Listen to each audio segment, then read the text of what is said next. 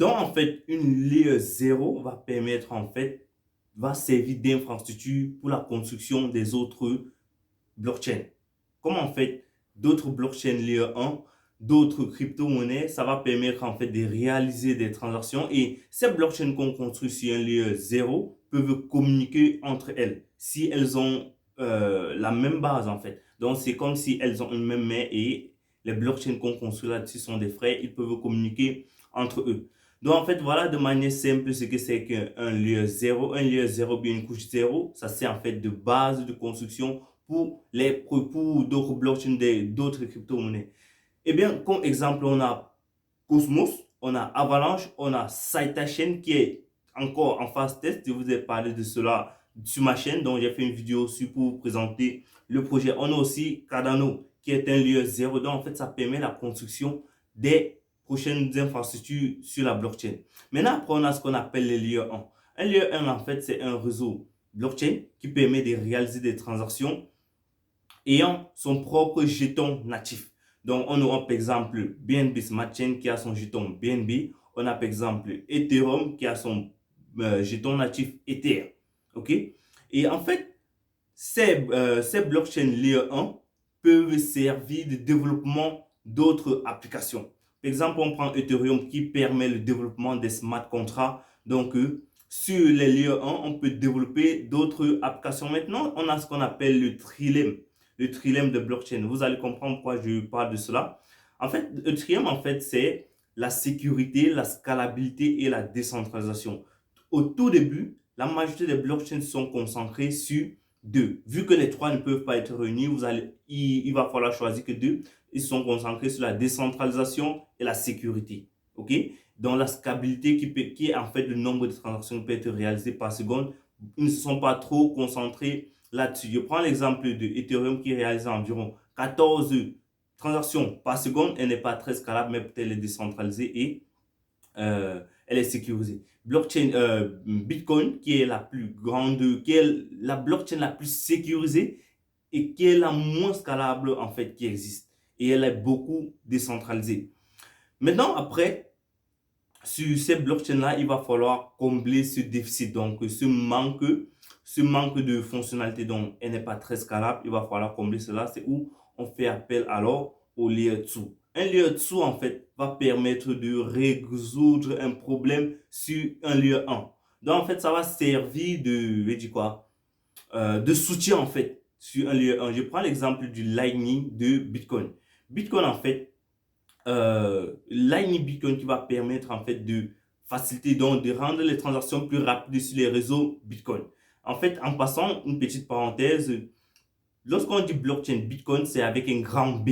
Ce n'est pas avec un petit b. Et lorsqu'on dit le jeton Bitcoin, c'est avec un petit b. C'est à prendre en considération. Donc, si vous voyez ça peut-être dans un texte, il faut différencier les deux en fait.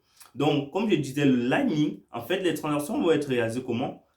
Les transactions vont être réalisées sur le Lightning qui permet de réaliser des transactions rapides. Et lorsque ça va réaliser un grand nombre de transactions, en fait, tout ça va être compressé un peu comme un hash et ça va être frappé d'une seule adresse sur la blockchain Bitcoin.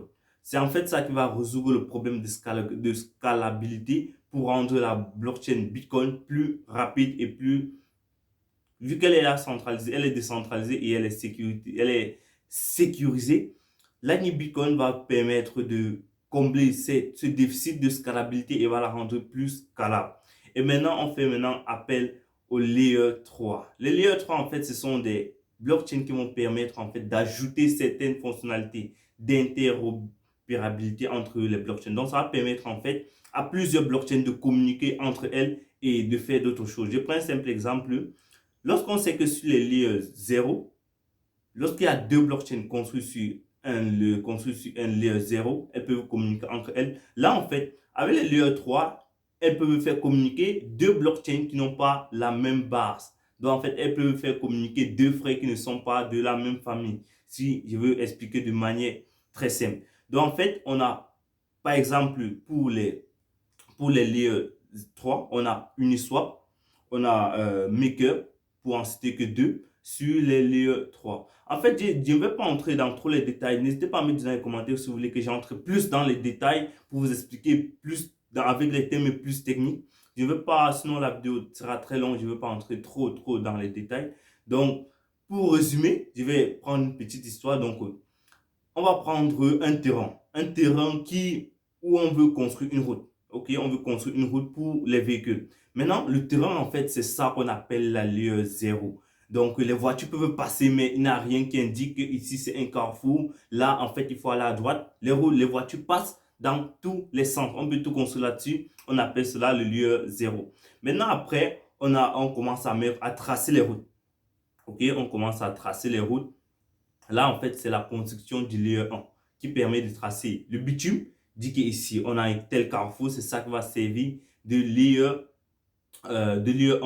Donc là, on a le lieu 1. Après, lorsqu'on a fini de tracer les routes, on se rend compte qu'il n'y a pas, que par exemple, là, en fait, il y a un train qui va passer, on a un véhicule qui va passer, ça va créer de l'embouteillage. On crée encore d'autres chemins pour rendre une route qui passe une même direction plus accessible. Donc, si on avait une route qui partait dans une direction, on peut créer encore deux mini-chemins qui vont permettre de libérer la circulation. Et maintenant, les lieux 3 vont venir en termes de passage clouté, de feux de signalisation. Bref, vous l'aurez compris. Donc, en fait, c'est de manière très vague comment une blockchain et plus les blockchains sont composées, que ce soit layer 0, layer 1, layer 2 et layer 3. Donc, je vous ai tout expliqué. N'hésitez pas à mettre dans les commentaires si vous avez aimé la vidéo.